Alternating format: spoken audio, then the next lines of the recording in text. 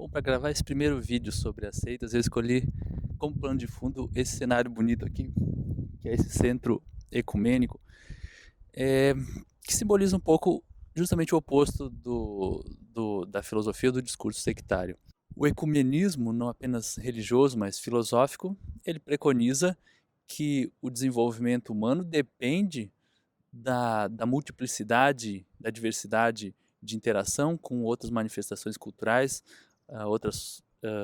outros campos discursivos, outros sistemas filosóficos, enquanto que o discurso sectário ele trabalha justamente no sentido oposto, no sentido da diferenciação ou da superdiferenciação, que leva a um isolamento e a uma exclusividade discursiva. Então é nesse contexto que a gente precisa refletir sobre as seitas.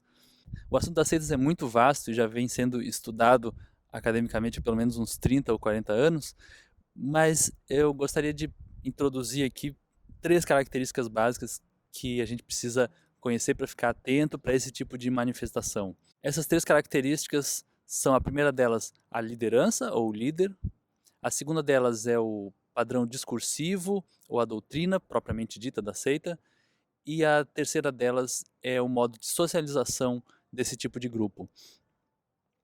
Quanto ao líder, o líder sectário, ele se diferencia de outros tipos de líderes pelo seu caráter. Em primeiro lugar, absoluto, ele é um líder que tem um poder absoluto tanto político, ou seja, a capacidade decisória incontestável, uh, e sem nenhum outro tipo de instância de poder que possa equilibrar esse poder político do líder. Existe uma devoção basicamente absoluta dos discípulos ao líder, que é visto não apenas como um líder político, mas também como o mestre ou o modelo de vida. E aqui eu não estou falando de um modelo de vida, porque nós, numa vida normal, nós temos vários modelos de outras pessoas que servem de modelos para vários tipos de questões.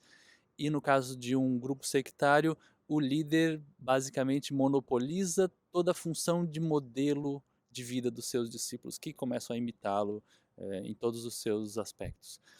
E a terceira questão sobre o líder é que ele geralmente é ou o fundador da doutrina, do discurso, ou é o seu compilador, ou seu idealizador, ou é aquele que traduz a doutrina, ou seja, ele também é a fonte de toda a verdade. Então não há duplicidade, multiplicidade de modelos ideológicos num discurso sectário.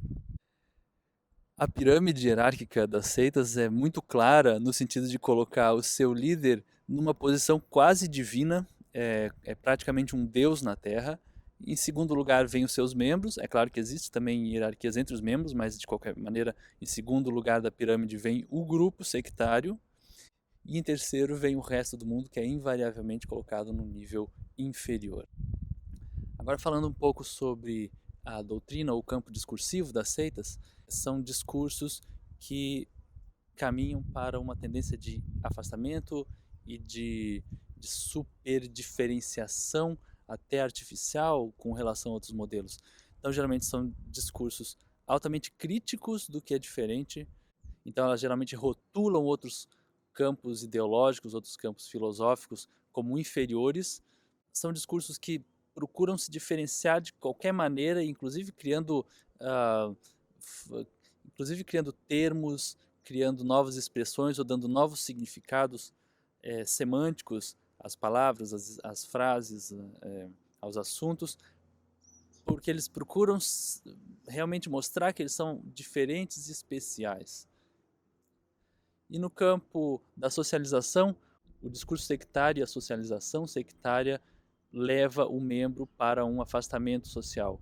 Então o membro começa cada vez mais a conviver exclusivamente com aqueles membros do grupo, ele passa a se tornar cada vez mais dependente do grupo, ele deixa outros envolvimentos sociais no plano secundário, notadamente o que todos nós conhecemos, os envolvimentos familiares ou com círculo de amigos mais próximos, ou os envolvimentos profissionais, os estudos ficam num plano, já começam a ficar num plano menos interessante, e o membro passa a devotar a sua vida exclusivamente para o grupo sectário.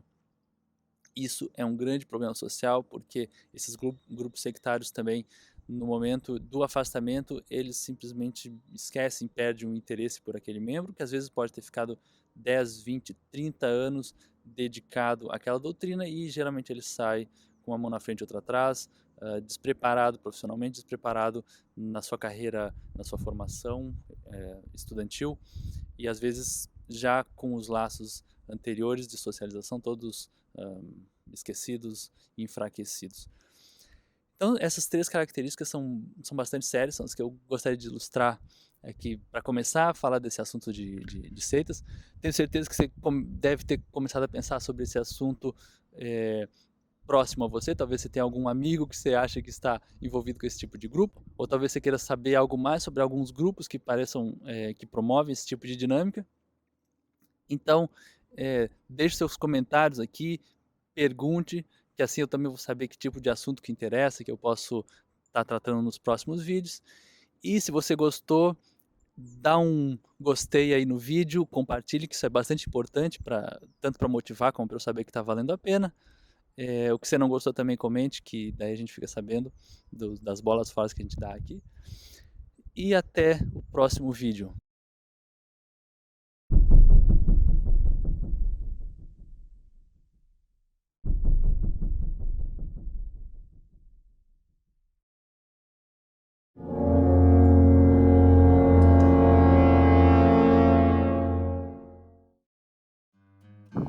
E eu te aguardo no próximo vídeo, onde eu quero falar um pouco sobre as mudanças na personalidade que podem mostrar se o indivíduo está sendo captado por uma dinâmica sectária.